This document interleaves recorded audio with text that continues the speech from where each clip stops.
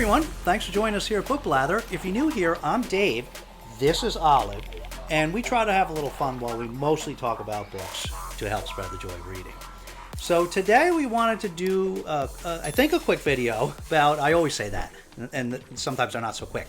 We want to do a video about an upcoming reading event for the month of July that we are very, very excited about. We've mentioned it a couple times, and this is a new event called Rocket Summer, which is done by Michael K. Vaughan. And so there's a number of co-hosts, and I'll list all of those below. But this reading event focuses on reading classic science fiction throughout the month of July. And you know, as usual, there are each week has a different period, but Michael has said you don't have to follow that, of course. So you can do whatever you want. The idea is just to read classic science fiction.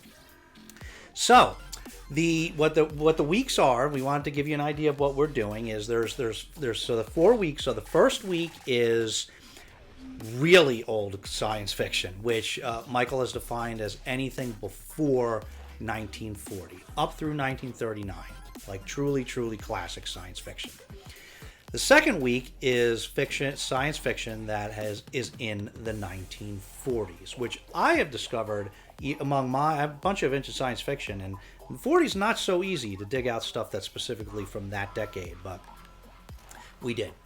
The third week is the 1950s, and of course the fourth week is something from the 1960s. So you don't have to follow those prompts, but we're going to follow them, and we've got some backup stuff to do because the vintage science fiction tends to be short. So we are still in the middle of reading some other things, and we are going. By the time this video goes up, we will be on vacation celebrating my wife's milestone birthday. And so we're still reading the books that for the end of June, and that we're going to be our vacation book. So we're actually going to get a slightly late start to Rocket Summer, but we'll have no problem catching up because, like I said, they're very short. So we'll jump right into it. So the book that we are going to read for the 1939 or earlier is a truly old one called When the Sleeper Wakes by H.G. Wells. So we've been looking forward to reading this for a little while. As you can see, this is our Ace Classic Science Fiction version. And this book is truly old. This is from the 1800s. This was published in 1899 by Wells. And the reason we have wanted to read this book is I think like a lot of people, we like the George Orwell's 1984. Very important commentary on totalitarian society. And so we had discovered that there was a previous book that had a very big influence on George Orwell's 1984 and Huxley's A Brave New World. And that book was called We by Zamyatin. It was actually originally a Russian novel, although first published in English. We read that a few months ago, and we found it a tough read, actually. We'll try to remember to link our review for that below. But so that truly was a precursor. That was an early sort of totalitarian, dystopian totalitarian, fiction story. But then after we read we found out that this book actually had a significant influence on we. So of course we're interested in going back even to further earlier, the origins of these kinds of stories. So this one is a slightly different take from what I understand. My understanding what this story is about is that the main character, when the sleeper wakes, so when that sleeper wakes, he wakes up in the far future, and he, as the sleeper, for some reason, a lot of wealth and power has accrued to him, so that basically he controls all economics upon wakening, to his surprise. And so it's I think it's a commentary on a lot of things, but it's in part it's supposed to be very ahead of its time and predicting a number of different things technology-wise, etc. But it's also a commentary on sort of autocratic dystopian society. So very much looking forward to this, and it certainly satisfies the week one prompt of very, very old. Okay, so for the 1950s, we're reading a book that we had meant to read in the spring called City by Clifford D. Simak. So we had wanted to read this in the spring, and we are very much looking forward to this because this one's particularly appropriate because I believe this is Michael's favorite science fiction novel of all time. Maybe Michael's favorite novel of all time. I'm not sure. Maybe he'll tell us if he's watching this. But so we're pretty excited to read this, and in part because we want to read this because smart dogs play a very big part in this, right? And you're always anxious to read any story with smart dogs in it, right? Yeah, this was in particular Olive's pick, and so this is a fix-up novel. So it's a couple different stories that were fixed up into this novel, and so I think it talks about like a couple different worlds. One of which is run by a bunch of very attractive dogs. I think, but so I think it's robots, dogs, all that good stuff, and so yeah, we're pretty excited to read this. We are sliding this into the 1940 slot because although this book was actually published in the 50s. The stories that were used to create this fix-up novel, I believe, are all from the 1940s. So we figured this would be appropriate for the 1940 slot.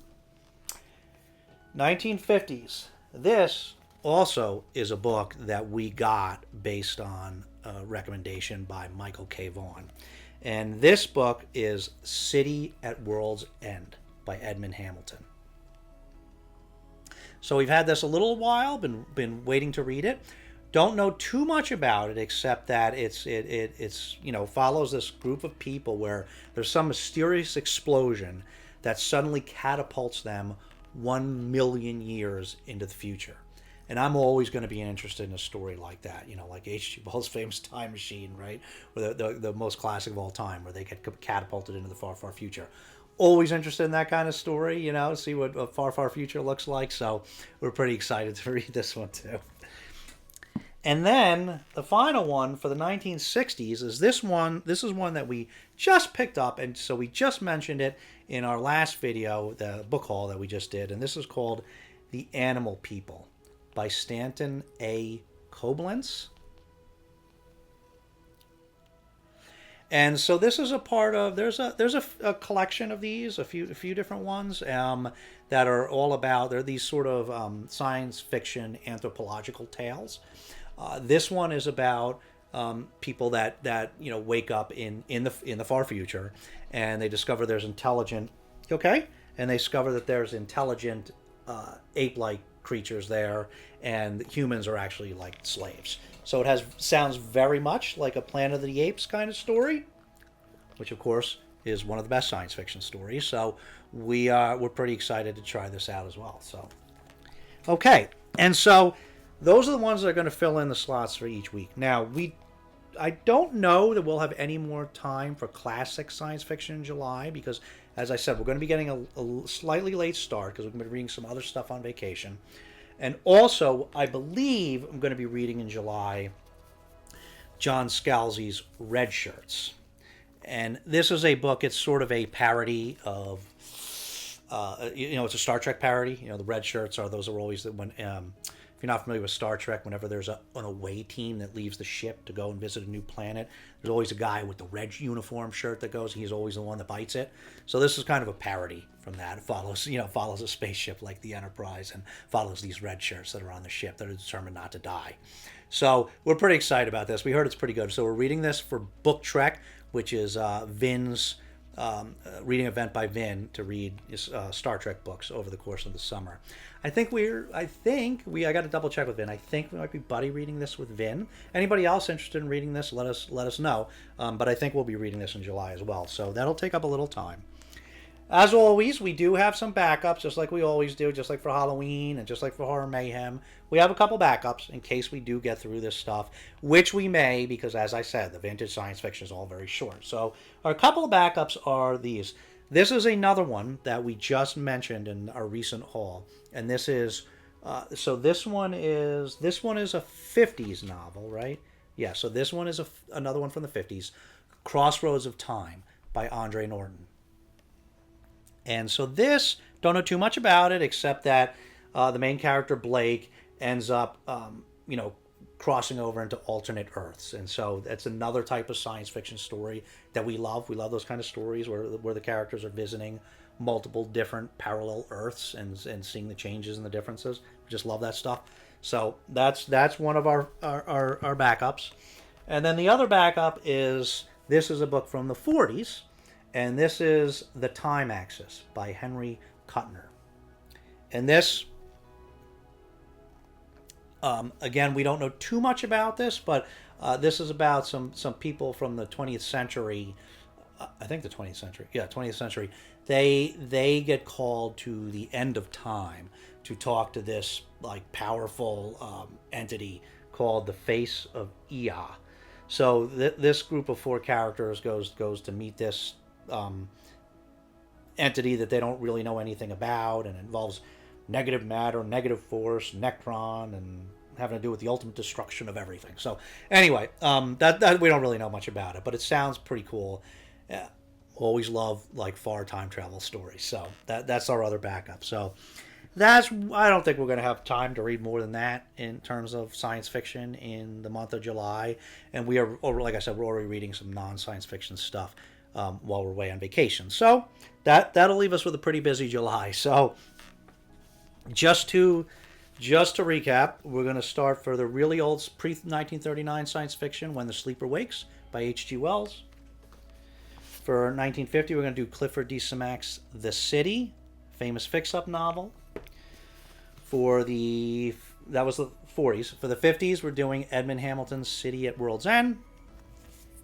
And the 60s, we're doing The Animal People by Stanton A. Koblenz. And then the others, as I said, the others we're probably going to end up reading, but we're not sure yet. So that about does it. Let us know if you're doing Rocket Summer and what you're going to be reading, if you're going to do it, and let us know if you've read any of these books that we mentioned. We're always happy to hear other people's thoughts on them. So, as always, thanks so much for watching. If you don't want to leave anything substantive in the comments, you can always leave Olive a puppy emoji because she does always like to see those. So thanks so much for watching. We'll see you again very soon. But in the meantime, take care of yourselves and each other, and we'll see you next time.